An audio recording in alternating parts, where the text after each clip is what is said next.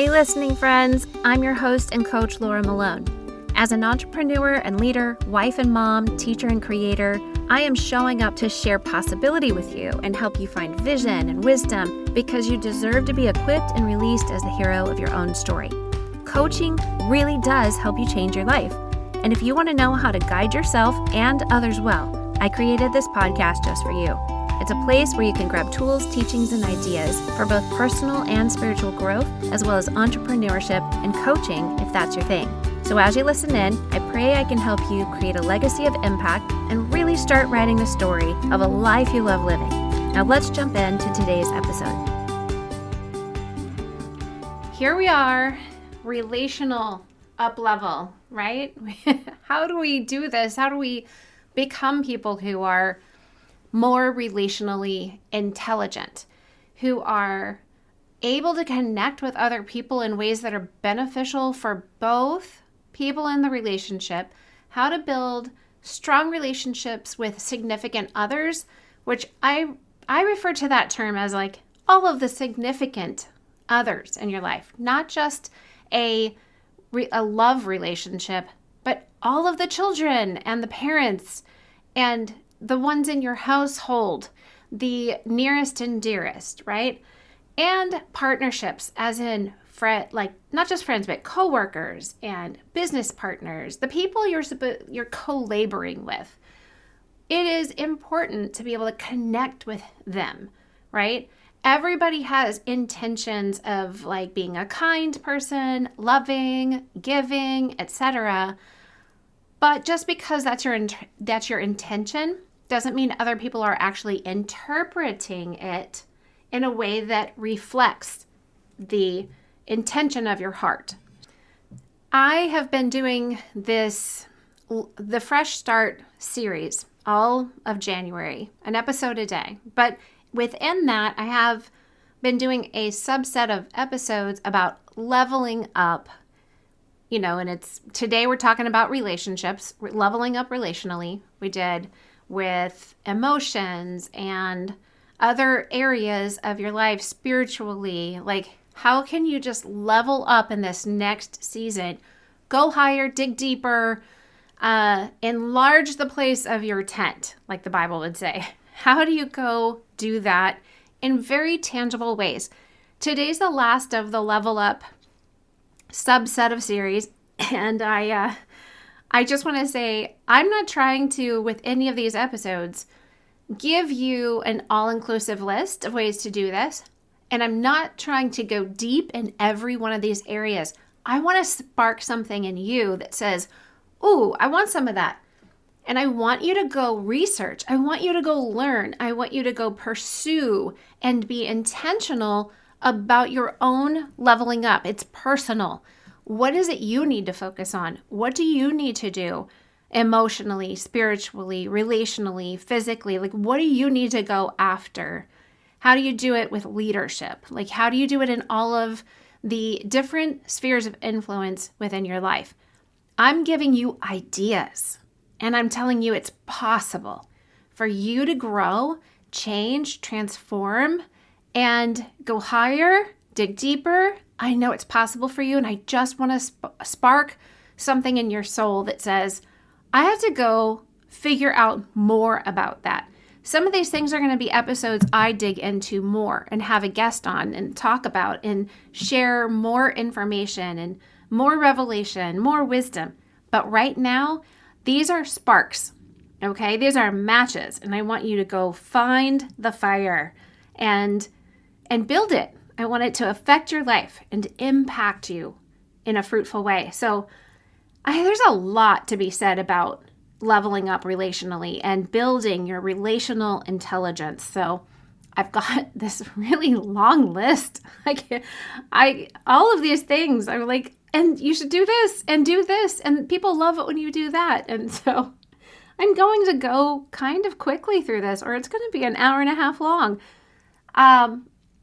First, I'm just going to say that awareness of what you say, but also how you say it, your communication is one of the biggest pieces in a relationship. verbal and nonverbal. So you learning what your communication style is and the people in your life, what are their communication styles? It's really important to learn how to use your language to express into their life what you mean, but also to learn how to interpret their languages more correctly. So understanding the difference between your intention and someone else's interpretation of it is also as important as understanding that your interpretation does not equal their intention, right? You've heard me say it. We judge ourselves by intention. We judge others by their behavior. That's happening all day long to every one of us, and it goes both ways, right?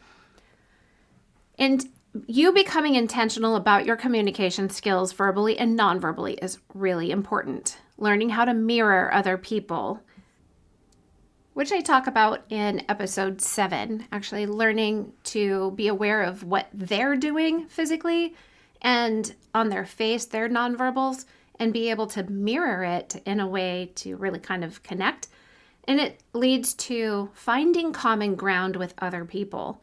That's something that just opens the world up when you intentionally pursue a common ground. And eye contact. How much eye contact do you have with the people in your world? Do you, especially your significant others, how do you actually look them in the eye and meet them where they're at and pay attention? Eye contact is really powerful. And sometimes, yeah, you're going to feel uncomfortable, but actually, if you practice it, you will get used to it and discover when it's really important to have it. I will say that with the context of eye contact and communication, I don't know if you've ever done this before, but if you ever get into a conversation with somebody and you're in the car or you're taking a walk and you are together and you're headed in the same direction, but you're not staring at someone's face, there's almost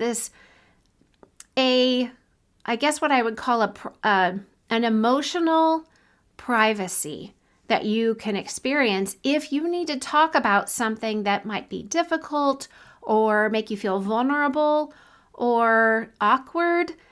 Just going someplace together and not necessarily sitting across the table from one another. Even like in a marriage, you're laying in bed, the lights are dark.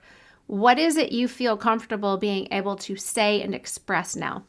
So there's certain types of conversations, I think, that putting yourself in a position like that on purpose actually could really be beneficial. I know that I get a lot more information if I'm in the car with my kids and their friends. I know more than I would ever know if it was just me and my kid across the table from one another and I'm trying to extract something, right? It's, what do you call it? It's like trying to get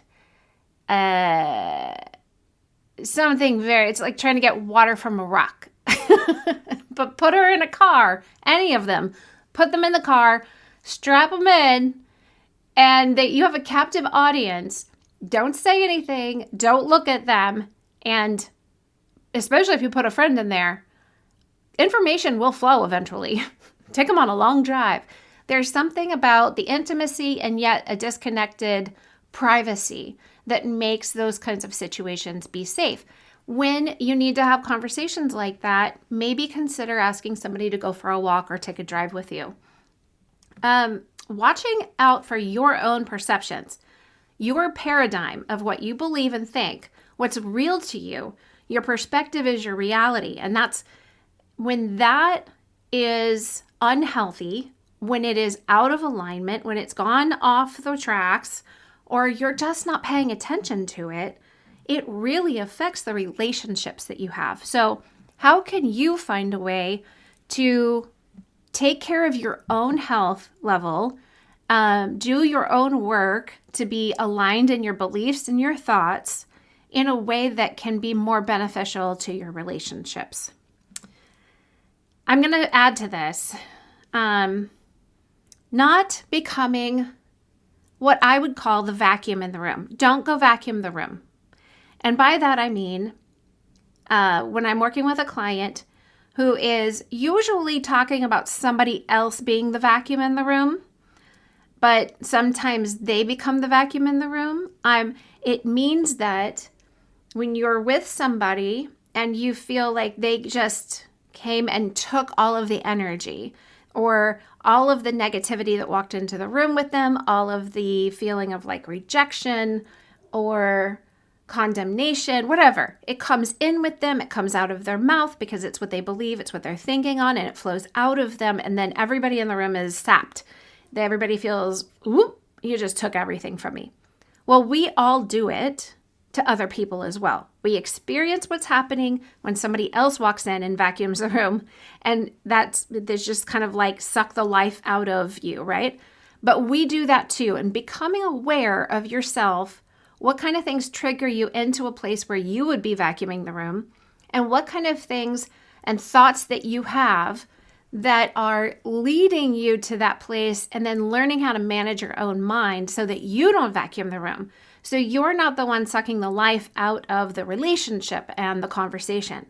So if you want to build a relationship that is strong, have a friendship that is fun, and a marriage that is mutually beneficial, then you have to be aware of how much negativity and trial that you are just projecting and releasing by saying everything that you say. Pay attention to the conversations you're having. They're flowing out of your heart. They're flowing out of your paradigm and your belief system. So how is that affecting your relationships?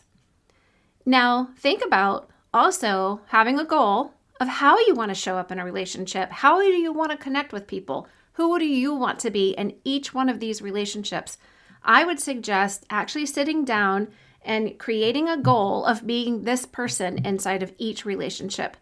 Inside my marriage, I want to be this type of husband or wife. Inside my friendship, I want to be this kind of friend. These are characteristics and values I have, and who I'm going to show up as, and how I will connect with my children. Each one of your relationships, as a boss, sit it down and actually create vision for who you want to be, and then ask yourself, what do I need to do to become that person? How do I need to learn more about the skills that I need in this situation? And commit to it, decide that's who you'll be intentional, and go after it. Also be aware of any agenda you come into a relationship with. Ask yourself especially in friendships, what is the agenda kind of underlying being friends with this person? Do they bring something that you want? Do they have a role or a title or something significant that you would like to have access to? It's okay if maybe sometimes there is an agenda, but you being aware of it will help you manage how it is reflected in your relationship. Pay attention to those things. I'm not telling you not to be friends with somebody who has, wisdom or skills that you would like to pull on, or somebody who's maybe they have a great relationship with their kids and you would like to be around them so that you can be exposed to that example and then try to replicate it in your own life. Fine, but be aware that it's there, because it will be an underlying factor of your relationship that may create a shadow if you're not mindful about it. Does that make sense? You cannot answer me. I cannot hear you. Okay. We'll keep moving. Sorry, that was funny. Let go of the idea that all your relationships should be fair, that everything in all of the relationships are not fair because life is not fair. This is just not an expectation you should really hold on to. Please let me help you let that go. So come back to, I am going to sometimes feel hurt. I am sometimes going to be offended. I am sometimes going to feel resisted. I am sometimes going to feel injustice has been done inside of a relationship. And yet I will live. And yet I will overcome. Jesus is with me, right? So let go of the idea that anything should always be fair, because honestly, human nature doesn't even want fair. Human nature, our soul, really actually wants the scale to be tipped in our favor, right? So we're not even looking for fair. Our soul is wanting the heavier side of the scale to lean towards us. And what happens is when the soul finds that the heavier side of the scale is tipped towards anybody else, the soul starts screaming, But you know what? That is actually the greatest benefit in a relationship, is when the scale is tipped heavier towards other people and you're giving more than you're trying to get. That doesn't mean you give more than you get. It just means that your intention is set and focused on giving more than your intention is set and focused on getting. But when you give like God does, He overgives, He's always giving. When you lean into that place and you're giving at least more like focused on an 80% scale, then what happens is you reap what you sow, and you will actually get more without even trying to have it. It's kind of like you have the keys to the kingdom because they've been given to you. So you don't have to take them. They're given to you. You don't have to take anything in the kingdom. You don't have to take anything from your dad, the Father in heaven. He's given you everything you need. So you don't have to take authority over anything. You have authority. That's what happened for Jesus. He has been given everything. The Father gave him everything. He doesn't have to walk around and from a soulish place of control, he doesn't have to go take things from anybody. You don't either. And you can actually just have everything you need, and from that place have an outpouring and an overflow of abundance and give, and more will be given to you. So it's pretty sure it's Bible. So anyway, let's move on. Allow the people around you to process their own feelings and be and grieve and solve all the things the way they need to. They are in process, and their process is different than yours. And in the same way you would want others to respect your processes, they deserve your respect for their processes. However they're getting through life, that is their way. He is with them, and He cares more than you do. So focus on yourself and learn to allow others to process in their life and go on their journey. And if you struggle with that, I will ask you this question. Do you struggle to let yourself be where you are in your process? Are you struggling to allow yourself to have the grace and the compassion to be in process, to just be on a journey, and to let yourself have the feelings and to solve the problems in front of you in your own process, to grieve loss the way you are going to grieve in the time frame it's going to take you to grieve, to be who you are? If you're struggling to give that to others, then I would ask you, are you struggling to give it to yourself? In the same way, in the same vein, I encourage you to allow other people to grow and change. Even acknowledge their growth and the changes and transformation in their life, and appreciate it. Express your appreciation for how things are changing for them, how they are growing, how they're becoming intentional and succeeding and reaching their goals. People in front of you are going to shift. You are shifting. You have shifted, and they're having to deal with you. So have the respect when you see that happens in other people's lives, and it will help you relationally go very, very far. It sows into the longevity of your relationship. Think about the times when you struggle in a relationship and you lean towards division or even control, and ask yourself how instead you could lay that aside and move towards somebody to bond with them and to comfort them. It doesn't matter if it feels unfair, and it doesn't matter if you don't like or respect their process. How could you choose to comfort and bond instead of control and divide? This is a big one. We're not going any deeper than this, but I want to put it into your head, make a spark in your soul. So you have to know every relationship is give and take. And a relationship needs to be mutual. So if you're only considering what you're getting or not getting, but not paying attention to what others are getting or not getting from you, you've got to be more mindful and intentional about that and do a little bit of deep dive. Ask God to show you how come your needs are so focused on yourself. And this is going to flow into the difference between self-focused and others-focused.